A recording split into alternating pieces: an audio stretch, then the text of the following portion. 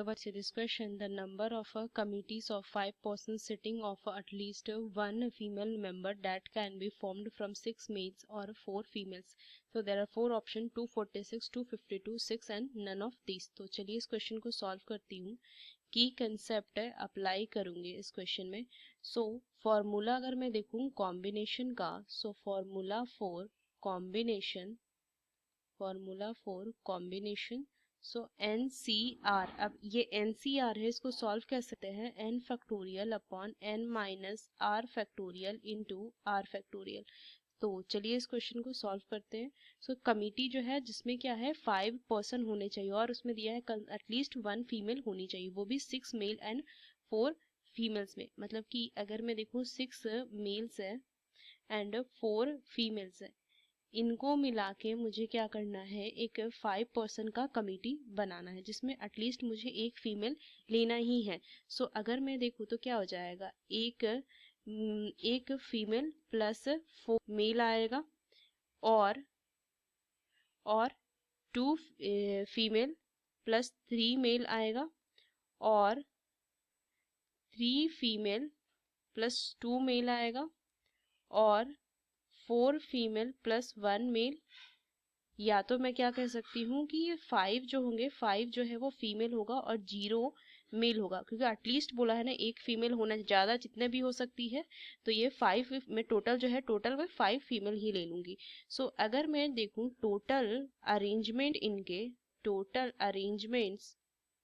Arrangements सो ये क्या हो जाएगा, ये हो जाएगा 4C1 इंटू 6C4, ये लिख सकती हूँ मैं, प्लस 4C1. ये 4C1 क्या लिया, मतलब एक फीमेल, कितने 4 फीमेल में से 4C1 एंड 4 मेल, कितना टोटल मेल है ये 6C4, ये लेंगे. उस तरीके से अगर मैं देखो 4C2, सो ये इतना आ जाएगा, ये लिखेंगे 6C3 प्लस यहाँ से आ जाएगा C3 इन 6C2 प्लस 4 इन 6C1, ये आ जाएगा. अब देखिए इन सब में सॉल्व तो क्या लिखेंगे 4C1, सो 4 फैक्टोरियल अपन में क्या आ जाएगा फैक्टोरियल इंटू 1 फैक्टोरियल प्लस में इंटू ये 6 फैक्टोरियल अपॉन में फैक्टोरियल इंटू फैक्टोरियल प्लस में अगर हूँ प्लस 4 फैक्टोरियल अपॉन में 2 into 2 factorial into 6 factorial upon में 3 फैक्टोरियल टू 3 फैक्टोरियल प्लस अगर मैं देखूँ 4 फैक्टोरियल अपॉन में 3 factorial into factorial 6 factorial upon 2 factorial into 4 factorial, last क्या हो जाएगा 4 फैक्टोरियल. सो 4 फैक्टोरियल 4C4, सो इसके लिए 1 हो जाएगी. 6 फैक्टोरियल अपॉन में क्या हो जाएगा फैक्टोरियल इंटू 1 फैक्टोरियल. सो अगर मैं सारे ब्रैकेट को सॉल्व करूँ,